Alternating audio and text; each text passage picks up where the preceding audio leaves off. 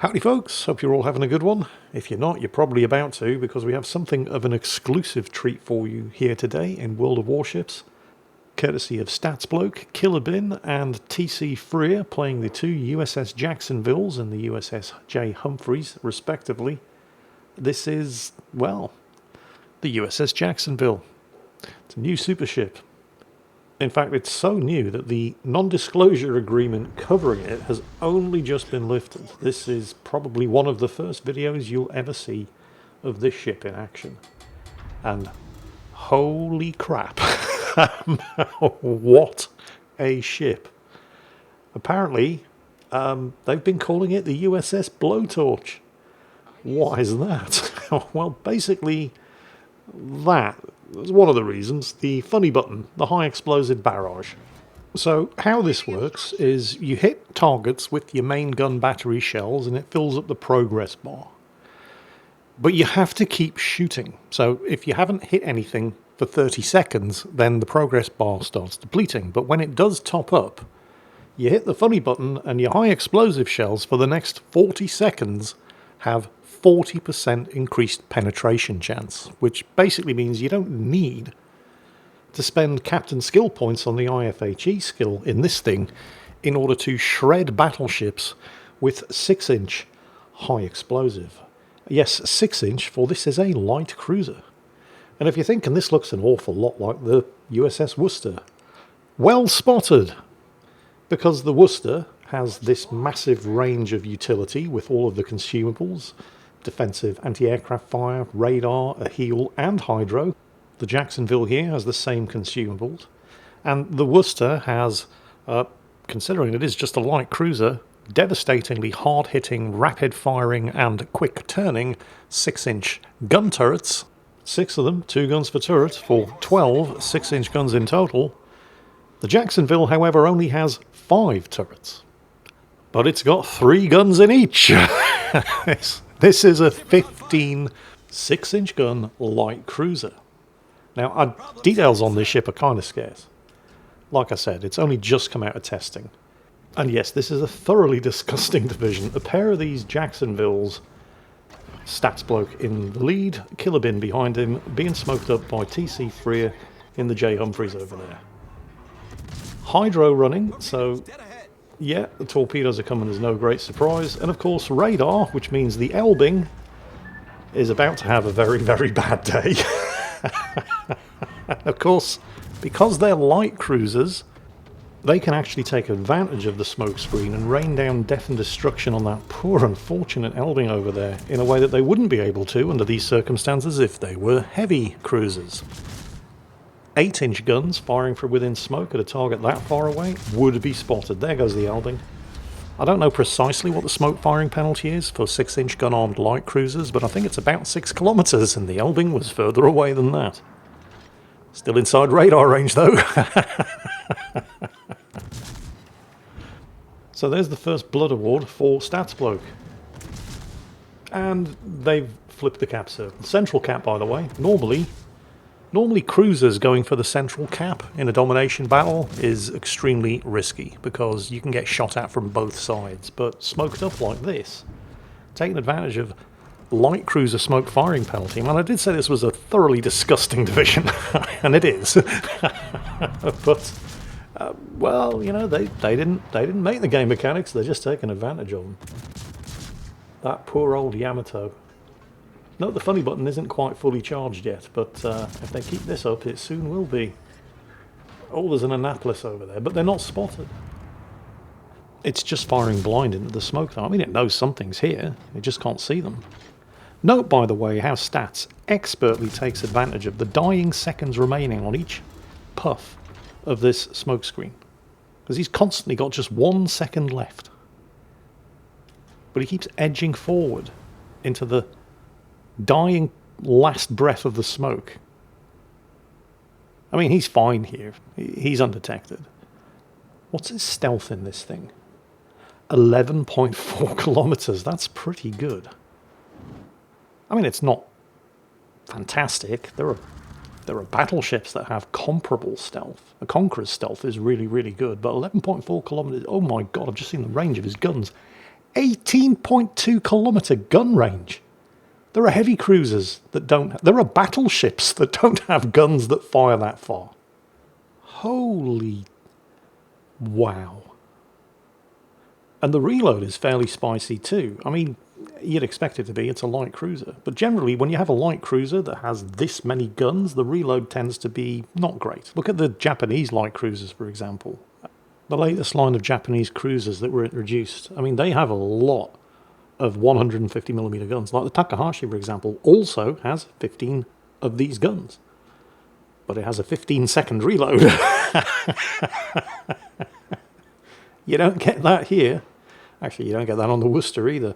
And again, details are fairly sketchy about the exact stats on this thing. Even anything that you might have seen on the World of Warships blog isn't necessarily going to be up to date, because this ship did get some serious buffs during testing, apparently. But the reload's something like, well, it's not more than 5 seconds. And that's 15 guns. Yeah. Oh, by the way, as is, well, I don't know why, but as is fairly standard for World of Warships replays lately, the scores are bugged. They're actually flipped at the top of the screen. The enemy team are the ones on 364 points. Stats team have a very, very slight points lead. Both teams have one cap circle. There's TC Freer and the J Humphreys smoking them both up again, which means it's party time. A quick word about the build that you see Stats running here. He does actually have the IFHE skill. A quick word of explanation here for anybody who doesn't know what that is, because I realise a lot of people watch these World of Warships videos, but they don't play the game. IFHE is a captain skill that increases the penetration of your high explosive shells by, I think, 30%. And so that allows light cruisers like this to be competitive against targets like the Jean Bart over there, battleships, that have tougher armour. Without IFHE, a 6-inch gun-armed light cruiser would struggle against the usually 32mm plating of Tier 8, 9 or 10 battleships. The downside of taking the IFHE skill is that it massively reduces the chance of fire on target. Which, oh dear, Jean Bart, you don't want to be turning broadside on to a smokescreen. You're just going to get torpedoed. Oh dear. Oh well, never mind. But anyway, Stats is actually running a captain with the IFHE skill in this particular battle, which is why, despite the nearly 150 hits, he's only set 3 fires. I can't believe I'm saying he's only set 3 fires. But, well, you know, you throw this much shit at the wall, fires are going to happen. Without the IFHE skill, however, these guns have something like a 14 to 15% chance of setting a fire on target with each high explosive shell hit. And that's pretty damn good considering the volume of fire. I mean, not just the number of guns, which is impressive, but also, look at this rate of fire. That's a less than 4-second reload.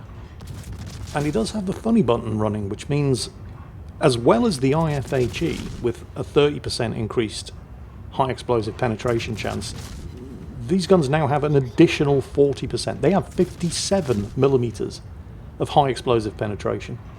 The only reason he's not doing huge amounts of damage to the Musashi over there, well, he is now that he's switched his fire to the rear of the ship, is because the centre of the ship has basically become damage saturated. So he's switching his fire to the rear. Note, he's also working that smoke screen again because he's about to get spotted. It's about to expire, but he keeps moving forward into each dying puff of the smoke in order to ensure that the Musashi never gets a clear shot back at him. And he's going to continue to do it here against the Golden Lion. I mean, this really is expert smokescreen usage.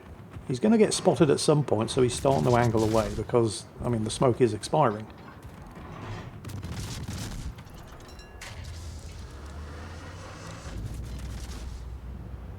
There he is. He's finally been detected. So there's an airstrike incoming. Yep, here it comes. Golden Lion, of course, gets to call in airstrikes. But the sheer amount of damage this thing is capable of putting out. There's the airstrike. Oh, Killer Bin's gone down. Taken out by the enemy Annapolis. Here comes the armour piercing, but he's well angled. That's fine. He takes a bit of a scratch, but the Golden Lion's done. Yep, there he goes. Still detected. Oh, yeah. That would be the Musashi again. This could hurt. Ah, that didn't hurt much. Those look like over-penetrations. Well, he's going to be upset now, isn't he? Because it's Stats' turn. Yeah, the Musashi's had enough of that. He's like, nope, I'm getting out of here. Hiding behind the island. And it looks like the rear turret, he's not even going to get a return shot with the rear turret. It's pointing the wrong way. Oh, the scores are not looking good though, are they? Oh, main battery reload time reduced. What's his reload now? I think it's less than 3 seconds. He's still spotted though. Okay, well, he doesn't have to worry about the Musashi shooting at him, so that's good news. Let me get into that smoke screen. Right, the enemy team are more than 200 points ahead. They're the only team that actually have a cap circle. They have Alpha and Charlie, and they're flipping Bravo. Stats team have no caps. And if you have a look at the minimap, the tactical position is not looking good. They're all kind of clustered in this one spot. They've got enemy ships on both flanks. And judging by the minimap, the Annapolis, which is very, very dangerous. It's basically this thing, but a heavy cruiser. Well, it's not this thing.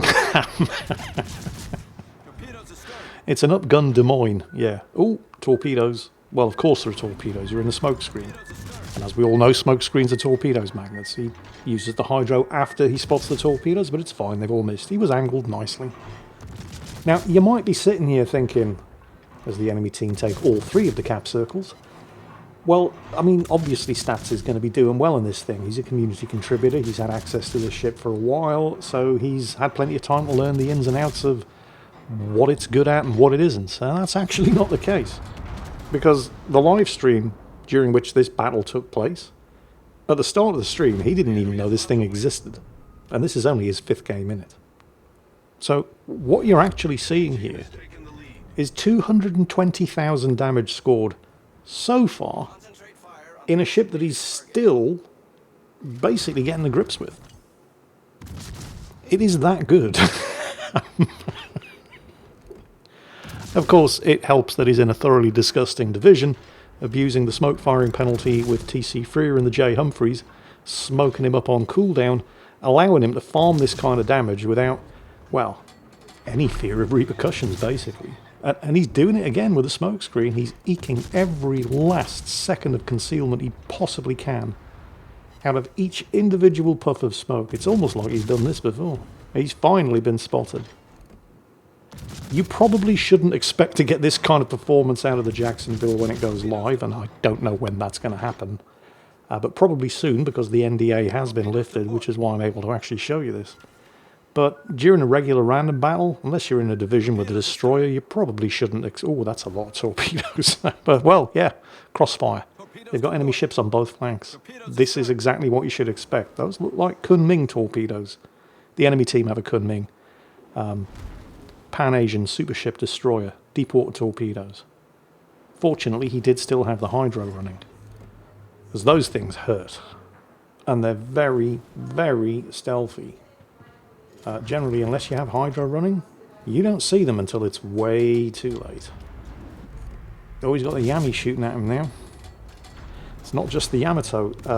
The volume of armor piercing coming in looks like the Annapolis. Yep, that's got to be the Annapolis. Because that thing's basic... Well, it's to the USS Des Moines what this thing is to the USS Worcester. The same, just, well, more dangerous, more guns, more of everything. Right, TC Freer, bless him, in the Humphreys, he's doing what he can to stave off the inevitable here. He's just flipped the cap at Charlie. But it is not looking good. The enemy team are at 800 and... basically 860 points. A 2-kill advantage, a 500 point lead, 1 extra cap circle, although the friendly Castilla has just nailed the Yugamo. So that's going to help, but they're going to need more of that, and they're going to need it quick. Have you noticed, by the way, that Stats has never pressed the 2 key once during the course of this entire battle? He's been spamming nothing but high explosive. I mean, yeah, he's got a broadside Santander to shoot at. Load the AP, get the Citadels. Why? He doesn't need to. What he's doing with a high explosive. This thing, right? This is the light cruiser version of HMS Conqueror. When your high explosive is as good as this is, why would you need to load the armor piercing? I mean, sure, there are always going to be circumstances where a well-aimed and well-timed switch to armor piercing is going to net you devastating results. That's true in the Conqueror, And it's probably true in this thing too. However, when you've done 329,000 damage just by rolling your face all over the one key, that's a fairly compelling argument for the continued use of the high explosive ammunition, particularly with that funny button and 40% increased penetration on the high explosive shell. Oh, there's only 3 of them left now. The enemy team are at 947 points. He's not winning this, is he? Oh, he's done really, really well. Can he get a 4th kill? He's got nothing to shoot at. The Takahashi finished off the Edgar. He's still spotted. TC3 is too far away to smoke him up. He's got the heel off. Whoa! Kunming torpedoes. There you go. Yep, I told you. Deep water torpedoes. Without hydro running, you do not see them coming until it is way, way too late. Any one of those was going to kill him. And in fact, one of them did. There were only seconds of this match left, though. The enemy team are at 980 points, 20 points to go, and they've won. Maybe, possibly, maybe even likely, he might have been able to kill the Annapolis if it hadn't been for that pesky Kunming and its deep water torpedoes. Just TC3 and the Takahashi left. There's a well-deserved GG there from somebody on the enemy team, and stats given a +1 there to the Kunming, because that was a good kill. So, brand new super ship, USS Jacksonville. What do you think? It seems pretty good. I mean, that is 352,000 damage. The Witherer, Confederate, First Blood, General Offensive, Strike Team, and of course, with that much damage, High Caliber Award. In what was only Stat's 5th game in this ship. Remember, at the beginning of the live stream during which this battle took place, he didn't even know this ship existed. So he is far from being an expert in how to play this thing. And despite that, 352,000 damage. Now, he's a good player, but I think the ship might have had something to do with it.